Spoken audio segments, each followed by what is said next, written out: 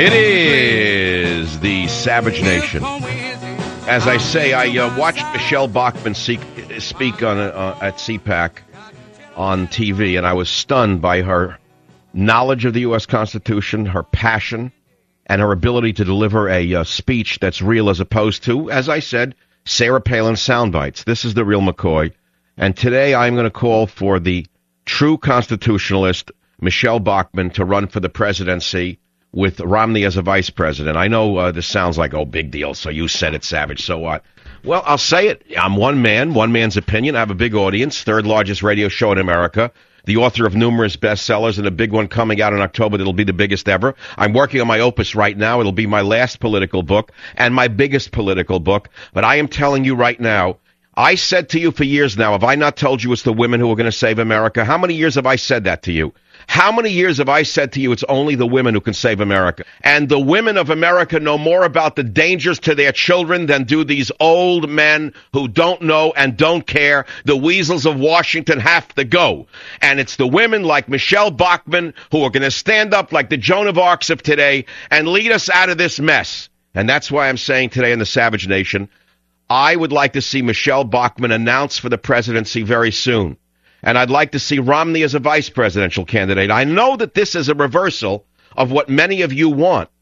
I am telling you that Romney is unelectable for two reasons. He is a social liberal. He has the baggage of the Massachusetts health care plan, which is strangely very much like Obama's health care plan, which is about to be dropped on America like a neutron bomb any day now. You thought Obama was finished? I told you otherwise. I said when an animal is cornered, they're very dangerous. Was I right? Yes, I was right. They've come back like a hurricane with a more Marxist health care plan today. And they're going to ram it down your throats no matter how low his ratings go, because they don't give a damn about ratings. They care only about Karl Marx and Vladimir Lenin. They answer only to the higher powers that they grew up with.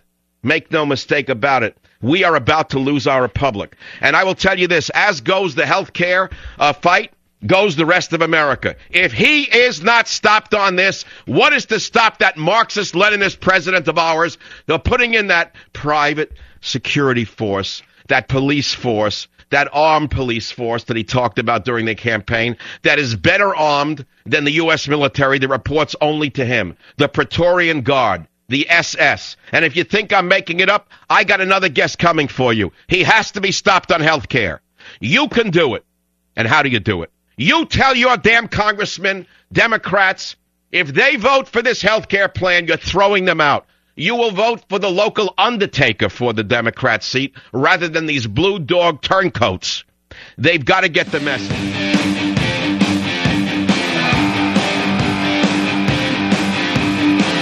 I am telling you that I've today endorsed Michelle Bachmann for the presidency. Now, she's not running. Doesn't matter. Doesn't mean it. I wanted to run.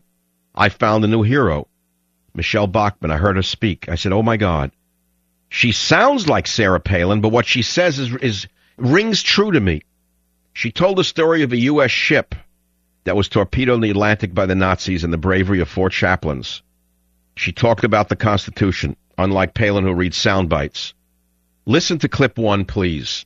In 1943, 67 years ago, just last week, 902 American young GI boys crossed the Atlantic Ocean on a World War II transport ship. They were one of three ships in a convoy.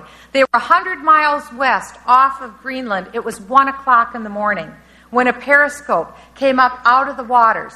It belonged to a Nazi German submarine. The periscope took aim and it fired at the flank in the icy waters off the coast of Greenland. It hit the starboard side of the ship.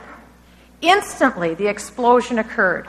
Young GIs, many of them were killed in a matter of seconds below deck. The power was knocked out. The radio was knocked out. As you can imagine, panic, chaos set in with these boys.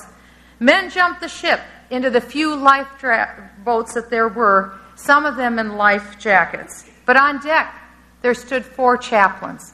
One was a Catholic priest, another a Jewish rabbi, two were Protestant. They were calm, they were courageous. They called to the young boys. Many were pleading, they were crying, they were praying, but the chaplains preached, courage, "Courage, men! Courage!" They opened a storage locker.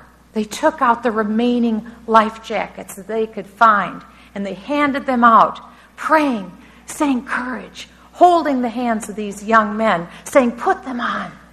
They handed out the life jackets until there were more men than jackets.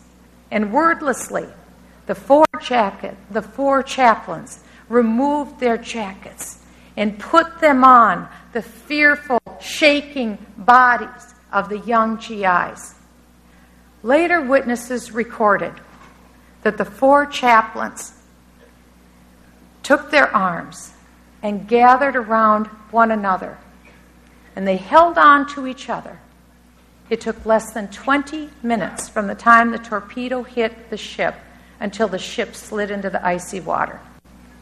They held on to each other and they cried out to the young men, "Courage, boys! Hold on!" They prayed for the boys. They prayed for the survivors. And they prayed for those who were lost. And they prayed until the chaplains were no more. And of the 902 brave American GIs on board that night, 672 died. In one of the greatest acts of valor, the four chaplains demonstrated clearly what the Holy Scripture says to us. "Greater man hath no love than this, but that he lay down his life for his friend." It is of this suffering and of this self-sacrifice that our nation was built upon. It was this that granted us our liberty. It was this that granted us our self-government. They chose greatness for us rather than decline. That is our history. That is the American story.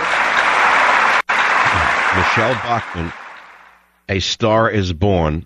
I am calling for a Bachmann-Romney ticket. I'll be right back. Savvy.